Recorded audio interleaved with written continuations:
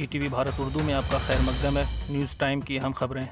P M Modi نے مہاراشٹر کے solar پور میں پی ایم آواس یوجنا کے استفادہ کنندگان کو گھروں کی چابیاں سونپیں۔ اس دوران پی ایم مودی نے کہا کہ یہ خوشی کی بات ہے کہ آج کئی خاندان اپنے گھروں میں قدم رکھ رہے ہیں۔ کانگریس نے ون نیشن ون الیکشن کے حوالے سے اپنا موقف واضح کر دیا ہے۔ کانگریس صدر ملکا ارجن کھڑگے نے کہا کہ ہم اس کے خلاف ہیں اور بھارت جیسے ملک میں اس کی کوئی جگہ نہیں ہے۔ سپریم کورٹ نے بلقیس بانو کیس کے مجرموں کی وہ درخواست مسترد کر دی جس میں انہوں نے خود سپردگی کے لیے مزید مہلت مانگی تھی، جس کی وجہ سے اب مجرموں کو 21 جنوری تک کسی بھی صورت میں خود سپردگی کرنی ہوگی۔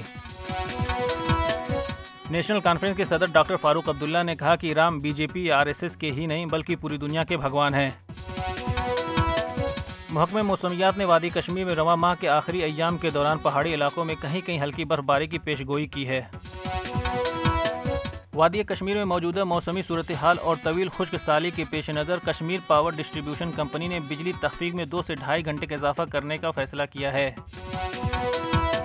میکسیکو اور چیلی نے عالمی فوجداری عدالت سے غزہ کی پٹی میں اسرائیل کے ممکنہ جرائم کی تحقیقات کا مطالبہ کیا۔ اس سے پہلے جنوبی افریقہ کی جانب سے عالمی عدالت میں اسرائیل پر غزہ میں فلسطینیوں کی نسل کشی کا مقدمہ درج کیا گیا تھا۔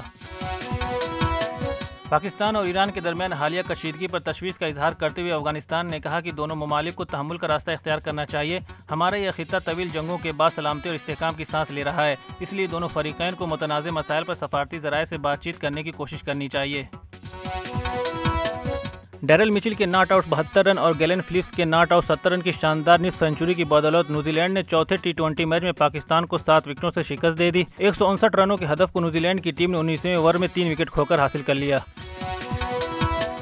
آسٹریلیا نے پہلے ٹیسٹ میچ میں 26 رن کے معمولی ہدف کو بغیر کوئی وکٹ کھوئے حاصل کر کے ویسٹ انڈیز کو 10 وکٹوں سے شکست دے دی۔ ویسٹ انڈیز نے پہلی اننگ میں 188 رن بنائے تھے جبکہ آسٹریلیا نے پہلی اننگ میں 287 رن بنائے اور دوسری اننگ میں ویسٹ انڈیز کی پوری ٹیم 120 رن پر ہی سمٹ گئی تھی۔ خبروں کی تازہ اپڈیٹ کے لیے لاگ ان کریں www.etvbharat.com۔